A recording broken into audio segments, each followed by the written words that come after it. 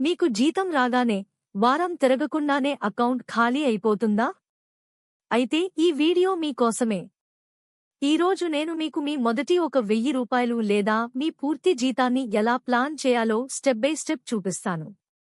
దీనికోసం మనం 50-30-20 rule follow అవ్వాలి. మీ జీతంలో 50% రెంట్, గ్రాసరీస్ వంటి అవసరాల కోసం పక్కన పెట్టండి. 30% మీకు నచ్చిన షాపింగ్ లేదా సినిమాల కోసం వాడుకోండి. కానీ కనీసం 20% మాత్రం భవిష్యత్తు కోసం ఖచ్చితంగా సేవ్ చేయాలి. చాలామంది చేసే తప్పు ఏంటంటే ఖర్చులు అయిపోయాక మిగిలింది దాచుకుందాం అనుకుంటారు. కానీ సక్సెస్ఫుల్ పీపుల్ ఏం చేస్తారంటే జీతం రాగానే ముందు సేవింగ్స్ తీసి పక్కన పెట్టి ఆ తర్వాతే ఖర్చులు మొదలు పెడతారు. దీన్నే పే యోర్సెల్ఫ్ ఫస్ట్ అంటారు. మొదటి రూ. 1000తోనే ఈ అలవాటు మొదలు పెట్టండి. నెలాఖరులో మీ అకౌంట్ ఖాళీ అవ్వదు.